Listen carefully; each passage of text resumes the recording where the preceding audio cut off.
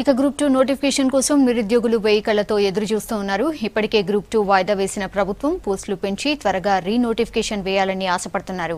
జూలైతో వయోపరిమితి సడలింపు గడువు ముగుస్తుండటంతో ఎన్నో ఏళ్లుగా గ్రూప్ 2 కోసం ఎదురు చూస్తున్న నిరుద్యోగులు టెన్షన్ పడుతున్నారు.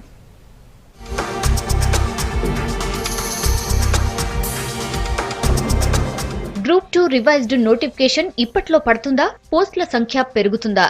ప్రభుత్వం మరోసారి వయోపరిమితి పెంచుతుందా? నిరుద్యోగుల్లో ఎన్నో ప్రశ్నలు, ఎన్నో అనుమానాలు. కొత్త రాష్ట్రంలో నిరుద్యోగులు గ్రూప్ 2 పై ఎన్నో ఆశలు పెట్టుకున్నారు. పెద్ద ఎత్తున ఉద్యోగాల భర్తీ ఉంటుందని ఆశించారు. అయితే 2 నెలల కింద నామకే వాస్తేగా 439 పోస్టులతో నోటిఫికేషన్ ఇచ్చింది సర్కార్. పోస్టులు పెంచాలని నిరుద్యోగులు సీఎం కేసీఆర్ కు విజ్ఞప్తి చేశారు. విపక్షాలు కూడా పోస్టులు పెంచాలని సర్కార్ కు రిక్వెస్ట్ చేశాయి. ఫైనల్ గా సీఎం కేసీఆర్ గ్రూప్ 2 ను వాయిదా వేశారు.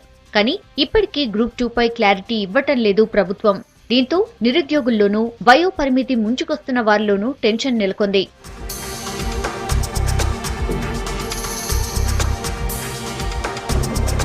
ప్రస్తుతం ప్రభుత్వం ఇచ్చిన వయోపరిమితి సడలింపు జూలైతో ముగుస్తుంది.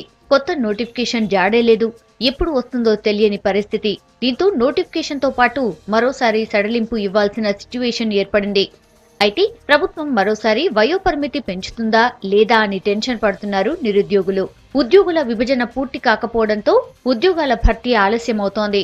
దాదాపు 18 శాఖల్లో గ్రూప్ 2 పోస్టులు ఖాళీగా ఉన్నాయని నిరుద్యోగులు భావిస్తున్నారు.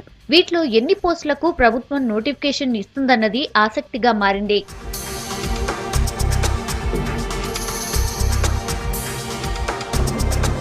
వాయిదా వేసిన గ్రూప్ 2లోని 439 పోస్టులకు 5,60,000 మంది అప్లై చేశారు.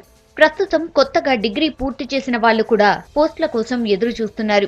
ఇప్పటికిప్పుడు శాఖల వారీగా ఖాళీల వివరాలు ప్రభుత్వానికి అందినా పోస్టుల భర్తీ కోసం ప్రత్యేక జీవోతో టీఎస్పీఎస్సీకి అనుమతులివ్వాలి. టీఎస్పీఎస్సీ శాఖల వారీగా సర్వీస్ రూల్స్, రోస్టర్ పాయింట్లు, అర్హతలు తెప్పించుకోవాలి.